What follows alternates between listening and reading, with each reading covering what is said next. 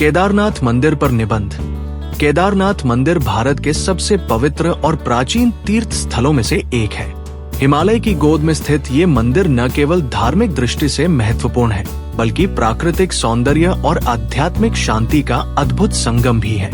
उत्तराखंड राज्य के रुद्रप्रयाग जिले में स्थित केदारनाथ मंदिर भगवान शिव को समर्पित है और भगवान शिव के 12 ज्योतिर्लिंगों में से एक है।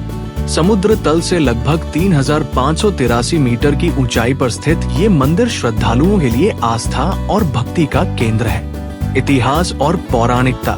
केदारनाथ मंदिर का धार्मिक और पौराणिक महत्व अत्यंत व्यापक है। मान्यता है कि इस मंदिर का निर्माण महाभारत काल के बाद पांडवों ने किया था। पांडवों ने महाभारत के युद्ध में अपने परिजनों की हत्या का पाप धोने के लिए भगवान शिव की आराधना की। शिवजी ने उनसे बचने के लिए केदारनाथ में भैंसे का रूप धारण किया, लेकिन पांडवों की भक्ति से प्रसन्न होकर उन्होंने अपने दर्शन दिए।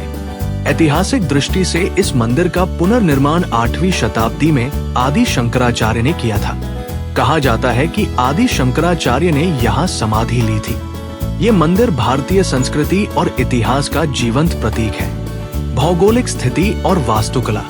केदारनाथ मंदिर हिमालय की ऊंची ऊंची चोटियों से घिरा हुआ है। मंदिर के पास बहने वाली मंदाकिनी नदी इसकी पवित्रता और सौंदर्य को और भी बढ़ाती है।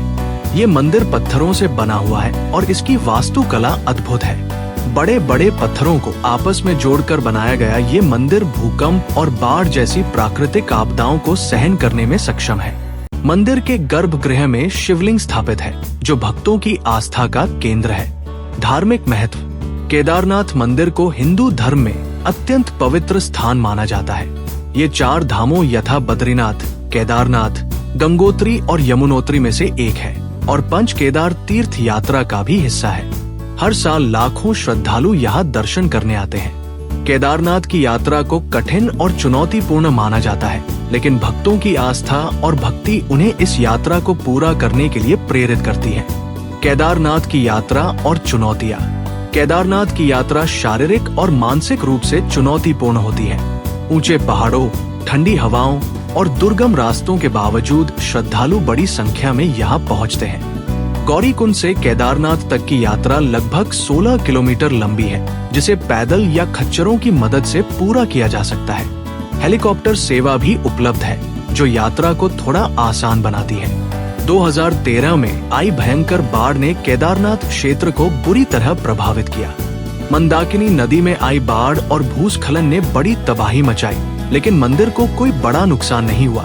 ये भगवान शिव की महिमा और इस स्थान की पवित्रता का प्रमाण है। बाढ़ के बाद सरकार और स्थानीय प्रशासन ने इस क्षेत्र का पुनर्निर्माण किया, जिससे अब यहाँ यात्रा सुविधाजनक हो गई है। प्राकृतिक सौंदर्य और आध्यात्मिक शांति। केदारनाथ मंदिर केवल धार्मिक स्थल नहीं है, बल्कि ये प्राकृतिक सौंदर्य और आध्यात्मिक शांति का भी प्रतीक है। हिमालय की बर्फीली चोटियों से घिरा ये स्थान मन को शांति और सुकून प्रदान करता है। यहाँ का वातावरण भक्तों को भगवान शिव के प्रति समर्पण और ध्यान की ओर प्रेरित करता है। समाज पर प्रभाव और आस्था का केंद्र।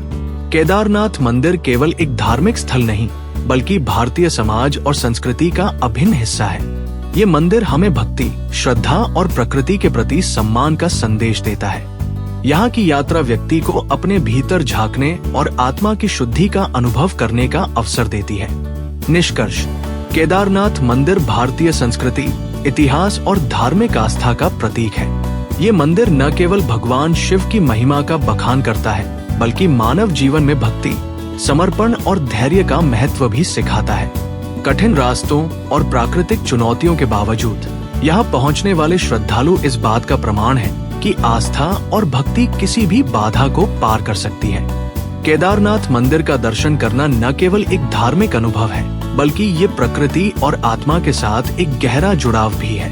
ये मंदिर हमें ये सिखाता है कि सच्ची भक्ति और समर्पण से सभी कठिनाइयों को पार किया जा सकता है। भारतीय संस्कृति और धार्मिक परंपराओं का ये अनमोल धरोहर आने वाली पीढ़ियों के लिए प्रेरणा का स्रोत बना रहेगा। Like, comment and subscribe.